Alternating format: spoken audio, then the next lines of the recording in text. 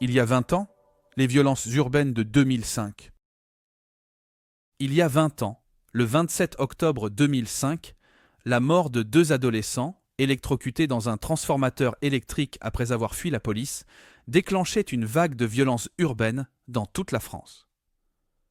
Le 27 octobre 2005 en fin d'après-midi, 3 adolescents âgés de 15 à 17 ans s'apprêtent à rentrer chez eux après avoir passé une partie de la journée à jouer au football à Clichy-sous-Bois, en Seine-Saint-Denis. Voyant les jeunes passer à proximité d'un chantier, un employé d'un établissement voisin les signale à la police, les soupçonnant, vraisemblablement à tort, d'un comportement suspect. Des policiers de la brigade anticriminalité, BAC, se rendent sur place afin de contrôler les jeunes. N'ayant pas leurs papiers d'identité sur eux et craignant d'être en retard pour la rupture du jeûne du Ramadan, les adolescents prennent la fuite en courant. Les policiers se mettent à leur recherche et les jeunes se cachent alors dans un transformateur électrique EDF. Un des policiers déclare « S'ils rentrent sur le site EDF, je ne donne pas cher de leur peau ». Quelques minutes plus tard, 2 des 3 jeunes, Zied Benna, 17 ans, et Bouna Traoré, 15 ans, meurent électrocutés. Le troisième, Mouhitine Altoun, 17 ans, est gravement brûlé mais finit par s'en sortir.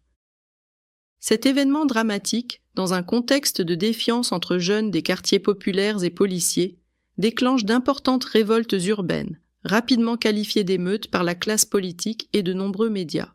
D'abord contenues à Clichy-sous-Bois, les violences gagnent en quelques jours toute la Seine-Saint-Denis, puis de nombreuses villes de France.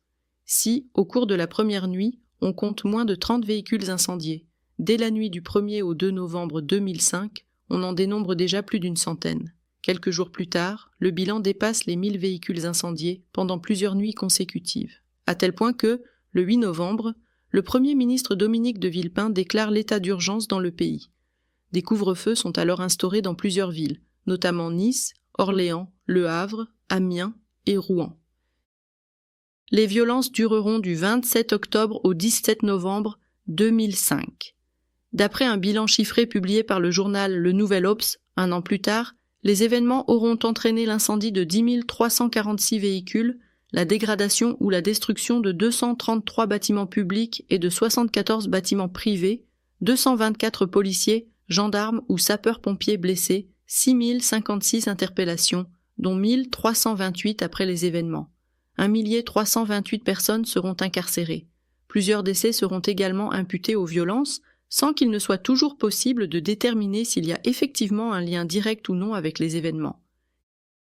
Si 20 ans après, nous ne disposons pas de chiffres précis sur le montant des dégâts, au 10 novembre 2005, c'est-à-dire au moment où le pic d'intensité des violences était déjà passé, la Fédération française des sociétés d'assurance, devenue France Assureur, évaluait le coût des événements à environ 200 millions d'euros.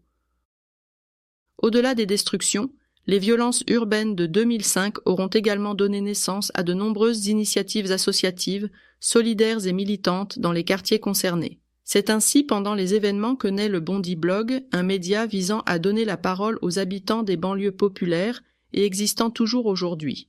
Au lendemain des violences, l'association Assez le Feu voit le jour à Clichy-sous-Bois, avec l'objectif de recueillir la parole des habitants des banlieues au sein de cahiers de doléances.